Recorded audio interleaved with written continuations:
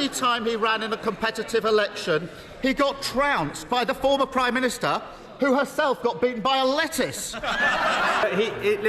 asked about the Home Secretary. The Home Secretary made an error of judgment, but she recognised that. She raised the matter and she accepted her mistake.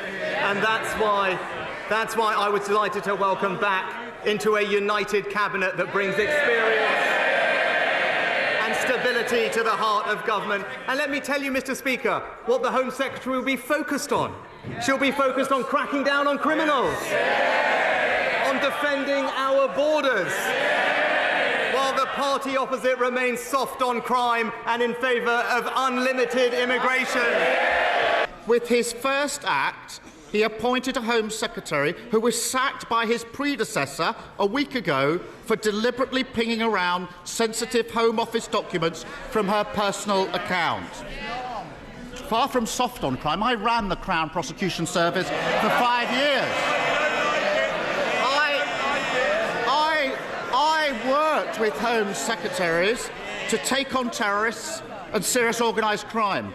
And I know firsthand how important it is that we have a Home Secretary whose integrity and professionalism are beyond question. We can all see what's happened here. He's so weak, he's done a grubby deal, trading national security because he was scared to lose another leadership election.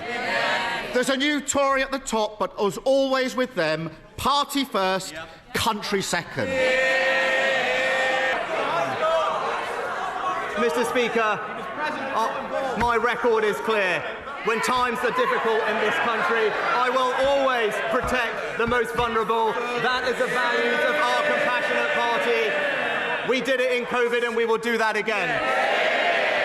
I don't need to explain to the Prime Minister how non-dom status works. He already knows all about that. It costs the Treasury £3.2 billion every year. Why doesn't he put his money where his mouth is and get rid of it? Well, I can say I am glad, Mr. Speaker, that the party opposite, honourable gentleman, has finally realised that spending does need to be paid for. It is a novel concept for the party opposite.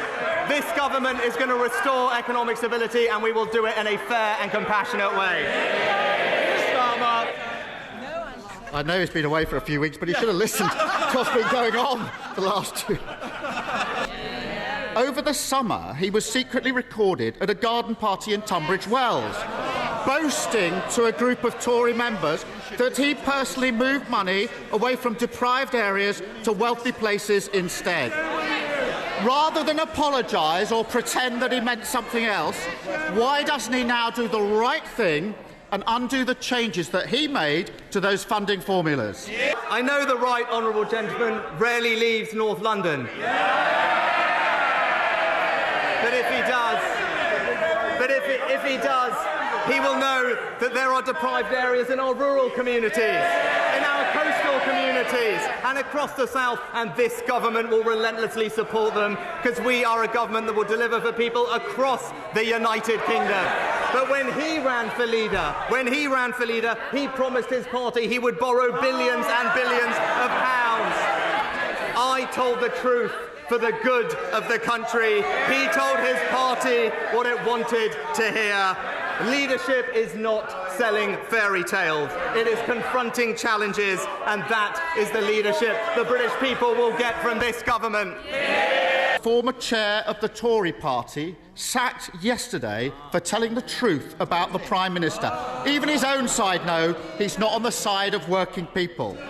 That's why the only time he ran in a competitive election, he got trounced by the former Prime Minister, who herself got beaten by a lettuce.